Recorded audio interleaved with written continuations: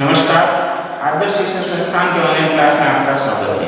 आज हम कक्षा 7वीं विषय विज्ञान का पाठ 7 मौसम, जलवायु और जलवायु के अनुरूप जंतुओं में अनुकूलन का भाग 1 शुरू करते हैं। इस पाठ में हम मौसम और जलवायु के बारे में पढ़ेंगे। हम पढ़ेंगे कि हमारे आसपास का जो मौसम है, जलवायु है, वो उसके बारे में हमें कैसे पता चलता है या उसकी रिपोर्ट हम तक कैसे पहुँचती है। और साथ में हम ये भी देखेंगे कि सामान्यतः जलवायु के अनुरूप जंतुओं में किस प्रकार के परिवर्तन या उनमें किस प्रकार के अनुकूलन होते हैं। तो आज हम सबसे पहले शुरू करते हैं मौसम के बारे में। तो जैसा कि हम जानते हैं कि हमें मौसम की जानकारी जो है वो दूरदर्शन और रेडियो या समाचार पत्र के द्वारा प्राप्त होती है। या हम कभी दूरदर्शन या रेडियो पर सुनते हैं कि आज का मौसम अत्यधिक आर्द्र है या पिछले सप्ताह का मौसम था वो गर्म था, ठीक है ना। तो इस प्रकार दूरदर्शन और रेडियो से हमें मौसम की जानकारी तो प्राप्त होती है। साथ में समाचार पत्रों में भी प्रतिदिन हर रोज की मौसम की रिपोर्ट भी हमें बताई जाती है। तो समाचार पत्रों में भी प्रतिदिन मौसम के बारे में जानकारी दी जाती है। अब ये मौसम की जानकारी हमें क्यों दी जाती है? तो मौसम जो है, मौसम का प्रभाव जो है हमारे दैनिक जीवन पर भी पड़ता है। जैसे मान लो कि कभी अत्यधिक गर्मी हो या अत्यधिक बारिश हो तो हमें अनावश्यक रूप से घर से बाहर नहीं निकलना चाहिए, ठीक है। या निकले भी तो हम उस हिसाब से अपने आप को तैयार करके निकले। तो इस प्रकार से मौसम की जानकारी या मौसम जो है हमारे दैनिक जीवन पर भी प्रभाव डालता है। अब अपन देखते हैं कि समाचार पत्र में मौसम की रिपोर्ट का एक नमूना दिया होता है। तो वो नमूना किस प्रकार है? जैसे समाचार पत्र के एक पेज पर कॉर्नर पर मौसम का नमूना प्रदर्शित होता है। जैसे यहाँ एक नमूना बताया गया है कि सुबह कोहरा रहेगा, बाद में आसमान साफ हो जाएगा, ठीक है। शनिवार को अधिकतम तापमान 19.7 डिग्री सेल्सियस और न्यूनतम तापमान 3.6 डिग्री सेल्सियस दर्ज किया गया, ठीक है। रविवार को सूर्यास्त 5:45 पर और सोमवार को सूर्योदय 7:15 पर होगा। तो इस प्रकार मौसम की जानकारी हमें दी जाती है। तो दैनिक मौसम की रिपोर्ट पिछले 24 घंटों की ताप, आर्द्रता और वर्षा के बारे में, यदि वर्षा हो रही है या वर्षा का मौसम है तो वर्षा की जानकारी भी दी जाती है। इस रिपोर्ट में अगले दिन के मौसम के बारे में पूर्वानुमान भी प्रकाशित किया जाता है। जैसे यहाँ शनिवार का मौसम बताया गया, साथ में रविवार के सूर्यास्त और सूर्योदय के बारे में भी बताया जाता है। या कभी बारिश का मौसम हो, बाढ़ का मौसम हो तो उसके बारे में भी पूर्व अनुमान लगाकर उसकी रिपोर्ट भी दी जाती है। अब देखते हैं कि हमें मौसम की जानकारी कैसे प्राप्त होती है। तो मौसम की रिपोर्ट भारत मौसम विज्ञान द्वारा तैयार की जाती है। यह विभाग प्रतिदिन विभिन्न स्थानों से वहां का ताप, पवन वेग आदि पर आंकड़े करता है और मौसम के बारे में पूर्वानुमान भी लगाता है। तो हमें मौसम की रिपोर्ट किससे प्राप्त होगी? भारत मौसम विज्ञान विभाग द्वारा। अब अपन देखते हैं कि कभी-कभी ये मौसम विभाग जो है बारिश के बारे में भी बताता है कि वहां पर इतने मिलीमीटर बारिश हुई। तो वो कैसे पता लगाते हैं? तो वर्षा को वर्षा मापी नामक यंत्र से मापा जाता है।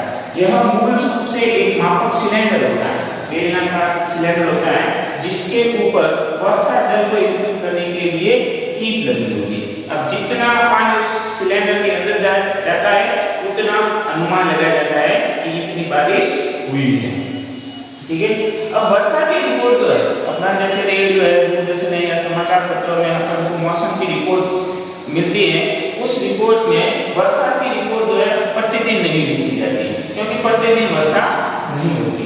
अब किसी स्थान का मौसम दिन प्रतिदिन, ठीक है, हर रोज और सप्ताह दर सप्ताह या एक सप्ताह दर सप्ताह में परिवर्तित होता रहता है, ठीक है। तो किसी स्थान पर तापमान, आर्द्रता, वर्षा, वायु वेग आदि के संदर्भ में वायुमंडल की प्रतिदिन की परिस्थिति उस स्थान का मौसम कहलाती है, ठीक है। किसी स्थान का तापमान कैसा है, उसकी आर्द्रता, वहाँ की आर्द्रता कैसी है, वहाँ वर्षा कैसी हो रही है, वहाँ की हवा का वेग कैसा है, इस संदर्भ में वायुमंडल की प्रतिदिन प्रतिदिन की परिस्थिति के बारे में उस स्थान का क्या कहलाएगा, मौसम कहलाते हैं।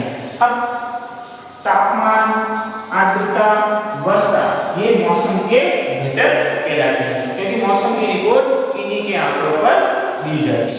मौसम एक अत्यंत जटिल परिघटना होती है, क्योंकि क्षण भर में परिवर्तित हो सकता है, कुछ किसी भी समय में बदल सकता है। जैसे कभी-कभी ऐसा हो सकता है कि सुबह तेज धूप निकली हो और अचानक से बादल आ जाए और तेज वर्षा होने लगे, ठीक है। या कभी-कभी अपन देखते हैं कि सुबह के समय बहुत तेज बादल नजर आते हैं कि अभी बारिश हो रही है, अभी बारिश हो रही है, लेकिन थोड़ी देर बाद में बारिश होती नहीं और धूप निकल जाती है। तो मौसम जो है वो एक जटिल परिघटना है जो किसी भी समय बदल सकती है, ठीक है।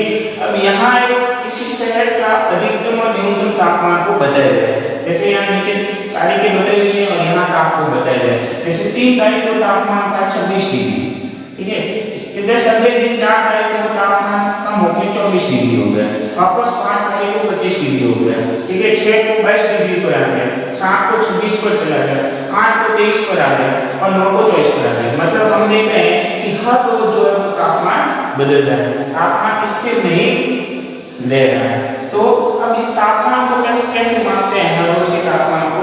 तो मौसम रिपोर्ट में प्रतिदिन कौन से तापमान, अधिकतम और न्यूनतम तापमान की जानकारी होती है, ठीक है। इस कार्य के लिए विशेष तापमापी का उपयोग होता है, ठीक है। और इस तापमापी को क्या नाम दिया गया है, अधिकतम न्यूनतम तापमापी का उपयोग किया जाता है कि दिन के समय में कब अधिकतम, कि दिन के समय में कितना अधिकतम तापमान है और कितना न्यूनतम तापमान होता है, उसको मापने के लिए विशेष तापमापी अधिकतम न्यूनतम तापमापी का उपयोग किया जाता है। दिन का अधिकतम तापमान जो है वो सामान्यतः अपराह मतलब दोपहर के बाद होता है, ठीक है। और न्यूनतम तापमान जो है वो सामान्यतः प्रातः भोर मतलब सुबह के समय होता है, ठीक है। तो दिन में अधिकतम तापमान कब होगा, दोपहर के बाद, और न्यूनतम तापमान कब होगा, सुबह के समय। इसी कारण गर्मियों में दोपहर के बाद गर्मी अधिक लगती है, जबकि सुबह के समय अपेक्षाकृत दोपहर की अपेक्षाकृत जो है वो मौसम थोड़ा सुहावना लगता है। अब मौसम में सभी परिवर्तन जो है वो सूर्य के कारण होते हैं, ठीक है।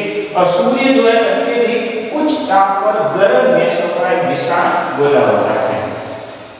पृथ्वी पर समस्त ऊष्मा और प्रकाश का स्रोत सूर्य है। पृथ्वी के थल क्षेत्र मतलब जमीन, समुद्र और वायुमंडल द्वारा अवशोषित और परावर्तित की जाने वाली ऊर्जा, मतलब सूर्य के द्वारा जो ऊर्जा मिलती है, जो ताप मिलता है, जो प्रकाश मिलता है, वो पृथ्वी के थल क्षेत्र, समुद्र और वायुमंडल द्वारा अवशोषित किया जाता है और कुछ भाग वापस वायुमंडल में परावर्तित किया जाता है। तो अवशोषित और परावर्तित की जाने वाली ऊर्जा से किसी स्थान पर मौसम का निर्धारण होता है।